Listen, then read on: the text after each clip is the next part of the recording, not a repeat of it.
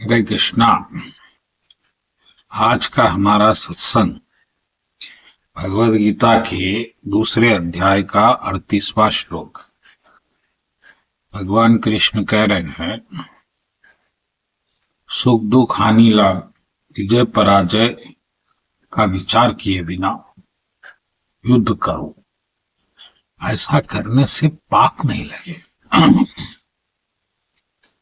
तो भक्तगणों, बड़ी अद्भुत बात है कि कर्म करने से पाप नहीं लगेगा।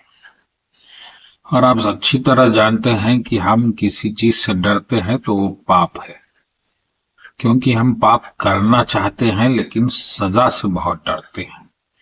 तो हम पाप इसलिए नहीं करते कि उसका परिणाम बहुत भयंकर है।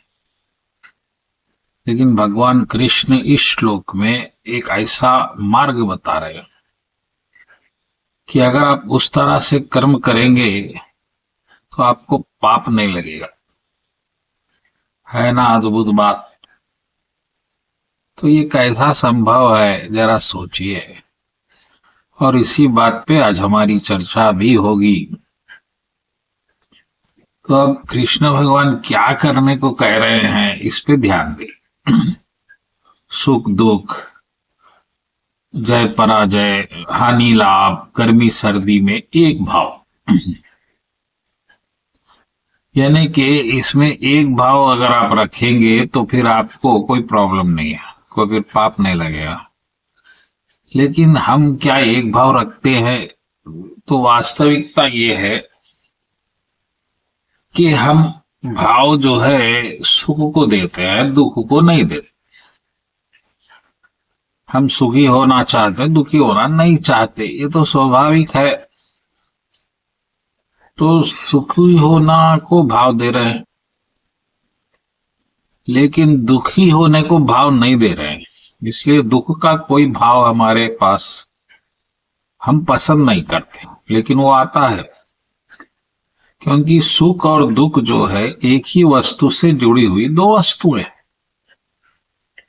जैसा कि आपका पंखा, अब पंखे में जो है करंट से वो चलता है, तो करंट अगर नहीं है किसी वजह से तो वो रुक जाएगा। तो आप वो तो पसंद नहीं है, तो आप पंखे को इसलिए लेकर आए कि वो चलेगा, हवा देगा, यहां तक आपका क्षेत्र है। लेकिन उसमें कुछ ऐसा भी हो सकता है कि पंखा करंट ना हो तो रुक जाए। ये दो बातें संभव है। अब इसी तरह हर वस्तु में, इवन आपकी पत्नी भी क्यों ना हो, पति भी क्यों ना हो, वो तो सुख देगा ऐसा समझ के आप लाए, अब वो दुख देगा, लेकिन वस्तु एक ही है। तो कृष्ण भगवान फॉर्मूला जो समझा रहे, सूत्र, वो ये समझा रहे हैं कि भैया आप उसी वस्तु से कोई उपेक्षा मत रखो, यानी कि कोई उम्मीद मत रखो। वो सुख देगी उसे देने दो, फिर दुख भी देगी उसे देने। उसमें आपका जो अनुमान है उसको रोक दो और कोई अनुमान मत रखो। यानी ये अनुमान मत रखो कि सुखी देगी, या ये अनुमान भी मत रखो दुख देगी। वो आपकी योग्यता के अनुसार, आपके कर्म के अनुसार सुख भी देगी दुख भी देगी, फिर चले भी जाएगी। तो चले जाएगी ये तीसरी बात है, और ये भी निश्चित है।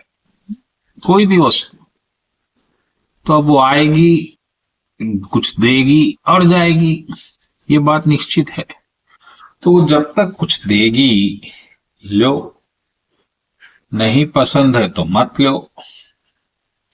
यानी पहले से ही अपने भाव को दोनों के लिए तैयार रखो, और दोनों को ही इस भाव पे स्थित हो जाओ कि ये तो छूटने वाली है, अब वो सुख देगी या दुख देगी, वो जो है वो एक हिसाब काल के अनुसार होगा, मेरे कर्म के अनुसार होगा। तो इससे क्या होगा कि आपकी जो अनुमान जो पहले बस सिर्फ सुख का था, वो जब दुख में बदलेगा तो फिर आपको कोई टेंशन नहीं होगी, क्योंकि ये तो आपका मन पहले से जानता था। हाँ, ये आपको मालूम ही था कि औरत तो बेवफा होती है, तो वो तो हो गई, अब वो चले गई, अब खत्म हो गई कहानी। फिर उसके बाद आप ज्यादा ध्यान उस पर नहीं देंगे। लेकिन आपने कुछ बहुत ही वो उस वस्तु से मोहित हो गए तो फिर बड़ा दुख देगी वो। फिर आप इधर भागेंगे, शराब पिएंगे या कुछ खुदकुशी करेंगे वगैरह वगैरह, तो उससे को आपको कोई लेना देना। तो कृष्ण भगवान का मत ये है कि भैया सुख दुख में समान अगर रहेंगे तो पाप लगेगा ही नहीं, क्योंकि पाप का परिणाम दुख होता है। तो दुख तो आपने पहले से ही भांप लिया था और तैयार थे आप।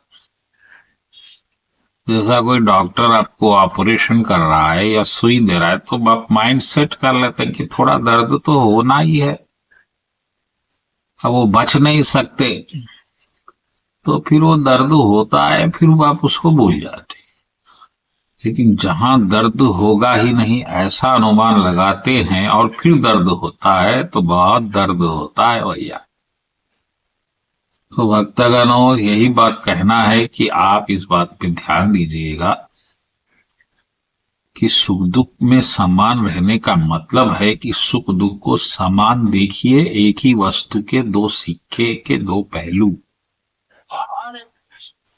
और इस पे ध्यान दीजिएगा। बोलो कृष्ण कन्हैया लाल।